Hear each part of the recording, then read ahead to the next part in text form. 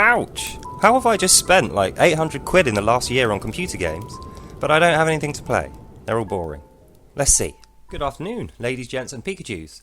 The subject of today's video is games. Not video games though, as you may have thought.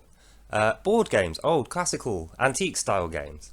The reason I think they're going to make a comeback, yes, I do think that old style games are going to make a comeback, isn't because they're better than new games. I want to say that up front. They're not better than new games.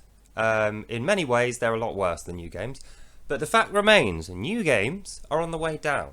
And they're actually quite boring these days. So, don't get me wrong, I'm a big lover of video games. Originally, the reason I had a YouTube channel, I wanted to live stream games on there. And then it was just too fiddly at the time. I couldn't be bothered. So I ended up going in a different direction.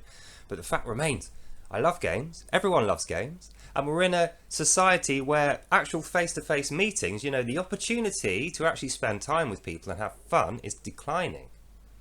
People are all over social media, online games, you know, they want to spend all their time staring at the telly, believing they've got a social life. But I'm here to tell you that is going to end very, not very soon, but in the near future, let's say, in the medium to near term, it's going to change. I see what's happening across the world, like China, they've banned all their kids from playing computer games around like 1 hour a week or something like that. So you think, oh my god, they must just completely avoid games. They don't. There's a huge underground scene of gaming, and anyone who gets caught obviously is going to get punished, but they do it anyway. Not to mention some of the greatest games ever made came out of China.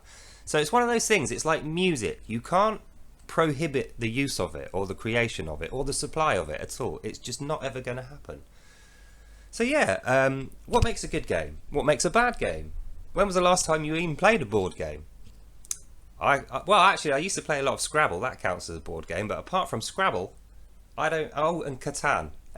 Cities of Catan, that's a good game as well. But apart from those two, and Pandemic, I like... Anyway, apart from occasional games, hardly anyone plays games, and there's no good ones. So maybe it's down to us. Maybe the corporate magicians and the powers that be who are tasked with making these games available for us, they've stopped listening to what we want. They've stopped putting themselves in our position, and they've stopped making games for gamers. They're not interested in that now.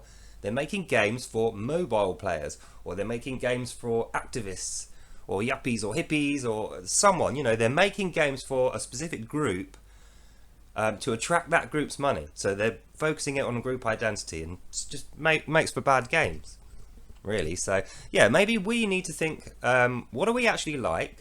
What do we actually not like? Let's put our money where our mouth is and stop buying what we don't like, so they stop making it, and put money towards things we do like. And if that means we have to make it ourselves, or we need to find people like us who, you know, who can do this and support them with money and whatever else, then so be it. We need to do that. So yeah, ladies, gents and Pikachus, that's the end of this video. I thought it was going to be longer. I wanted to go on a big rant at length about the games industry and how it used to be so much better and all the rest of it, but no, the games these days have got a lot going for them. There's some really good stuff out there, but I can see the change of direction. Games in the past couldn't rely on sound graphics and, you know, celebrity soundtracks and stuff like that. It just wasn't the thing. They had to make the game interesting, and they did that with the lore, the characters, the story, and the gameplay. And I feel like that's what gets left behind these days. So yeah, I mean, for the moment, I'm thinking we need to go back to the board game style, where the game is about enjoyment of the people there. It's less about how it looks, that's just a part of it, or graphics and celebrities and anything else. It's all just gimmicks, it's all just window dressing, all of it.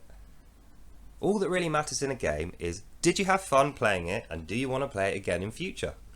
If they get those two things right, we'll be back with great games as far as the eye can see. Just like in the 90s, where there was millions of games, millions of bad ones, don't get me wrong, but classics as far as the eye can see. So yeah, that's the end of this video.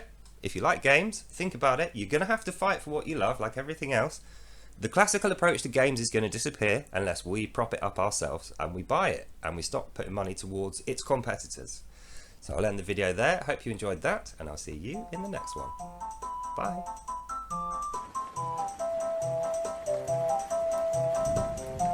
Case in point, check out Tears of the Kingdom, the newest Zelda game. And that's the only game that's come out recently that I would say resembles an old classic formula and is great. So go and play it, and I'll see you next time.